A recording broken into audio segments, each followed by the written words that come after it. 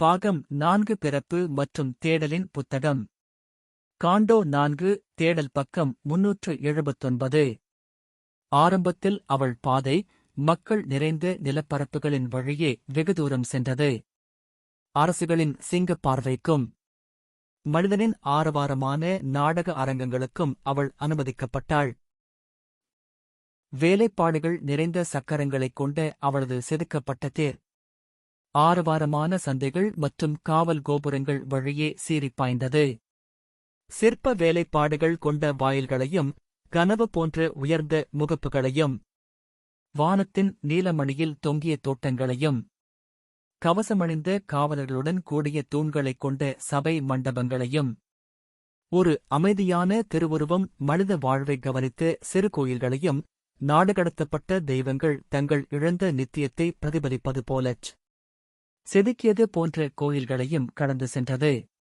பெரும்பாலும் பொன்னிற அந்திப் பொழுதிலிருந்து வெள்ளைமயமான விடியல் வரை சுவரோவியங்கள் தீட்டப்பட்ட சுவர்களில் இரத்தின விளக்குகள் மினுமினுக்க, நிலவொளியில் நனைந்த கிளைகளை கல் பின்னல்கள் உற்றுப் பார்த்த இடத்தில் தாமதமாக கேட்கும் இரவின் அரை உணர்வுடன் அரசர்களின் உறங்கும் அரண்மனைகளில் இளைப்பாறும் உறக்கக் கரைகளுக்கு இடையில் அவள் மங்கலாக சறுக்கிச் சென்றாள். குக்கிராமமும் கிராமமும் விதியின் தேரை கடந்து செல்வதைக் கண்டன.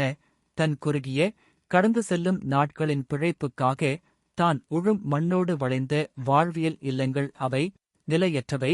தங்கள் பழைய திரும்பத் திரும்ப வரும் பாதையை தொடர்கின்றன, நமது மரண உழைப்பிற்கு மேலாக மாறாத வானத்தின் வட்டத்தில் மாறாமல்.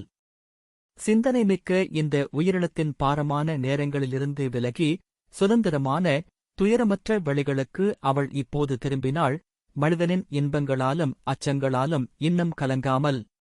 இங்கேதான் ஆதிப்பூமியின் குழந்தை பருவம் இருந்தது. இங்கேதான் காலமற்ற பரந்த மகிழ்ச்சியான அமைதியான சிந்தனைகள் இருந்தன. அவற்றை மனிதர்கள் தங்கள் கவலைகளால் நிரப்புவதை இன்னும் தவிர்த்திருந்தனர். நித்திய விதைப்பவனின் பேரரசு நிலங்களும் சூரியனில் கண் சிமிட்டும் காற்றால் அசைக்கப்பட்ட புல்வெளிகளும் அல்லது காடுகளின் பசுமையான சிந்தனைகளுக்கும் கரடுமுரடான குன்றுகளுக்கும் நடுவே தோப்பின் முணுமுணுக்கும் தேனீக்களின் காற்றில் காட்டுத்தனமாக ரீங்காரம் விட, அல்லது வெள்ளை வெள்ளத்தின் நீண்ட ததும்பும் குரலை கடந்து தன் கனவுகளுக்கு மத்தியில் பயணிக்கும் ஒரு விரைவான நம்பிக்கையைப் போல பொன்மணமகளின் தேரை அது விரைவடைந்தது. பாகம் 4 பிறப்பு மற்றும் தேடலின் புத்தகம். காண்டோ 4 தேடல் பக்கம் 380.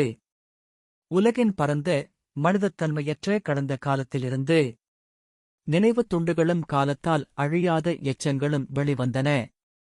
ஒளி மண்டலங்கள் தொன்மையான அமைதிக்கு உரிமையளித்தன. பழக்கமில்லாத குழம்புகளின் ஓசையைக் கேட்டன. மேலும் பரந்த கட்டுக்கடங்காத சிக்கலான மோனங்கள் அவளை மரகத இரகசியத்திற்குள் ஈர்த்தன. மேலும் தீப்பிழம்பு மலர்ச்சியுடைய மெதுவாக அடங்கிய மந்திரவாதி வலைகள் தங்கள் வண்ணப் பொறிகளால் அவளது சக்கரங்களைச் சூழ்ந்தன. காலத்தின் வலிமையான வற்புறுத்தும் பாதங்கள் இந்தத் தனிமையான வழிகளில் மென்மையாக பதிந்தன. அவரது மாபெரும் வேகம் மறக்கப்பட்டது. அவரது கடுமையான அழிவுகரமான சுற்றுகளும் மறக்கப்பட்டன. தனிமையைக் கேட்கும் உள்காது எல்லையின்றி தன்னைத்தானே மெய்மறந்து சாய்ந்து வாழ்வியல் பின்னாலுள்ள மௌனத்தில் திரளும் தீவிரமான வார்த்தைகளற்ற சிந்தனையின் தாளத்தை கேட்க முடிந்தது. மேலும் சூரிய முத்தமிட்ட அவளது பரவசத்தின் பெரும் பேரார்வத்தில் பூமியின் தாழ்ந்த இனிமையான தெளிவற்ற குரல் அதன் ஏக்கம் நிறைந்த அடிக்குரலுடன் உயர்ந்தது. ஆர்ப்பரிக்கும் தேவைகளின் மிருகத்தனமான இரைச்சலிலிருந்து வெகு தொலைவில் அமைதியடைந்த அனைத்தையும் நாடும் மனம் தனது குருட்டுத்தனமான விருப்பப் புறவயத்திலிருந்து விடுபட்டு அவளது ஊமை பொறுமையான அன்பின் அயராத அரவணைப்பை உணர முடிந்தது. மேலும் நமது உருவங்களின் தாயை ஓர் ஆன்மாவாக அறிய முடிந்தது.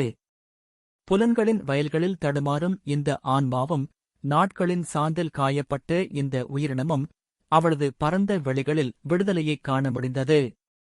இன்னும் உலகம் முழுவதும் கவலைகளால் நிரம்பியிருக்கவில்லை.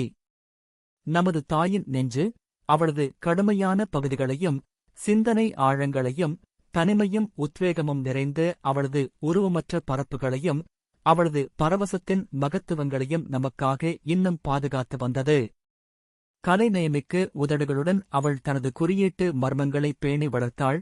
மேலும் தனது தூயகன் திருச்சடங்குகளுக்காக அவளது ஆனந்த நெஞ்சுகளுக்கு இடையேயான பள்ளத்தாக்குப் பிளவுகளையும் விடியற்காலத் தீக்களுக்கான அவளது மலை பலிபீடங்களையும் பெருங்கடல் சாய்ந்திருந்த திருமணக் கடற்கரைகளையும் பாதுகாத்தாள்.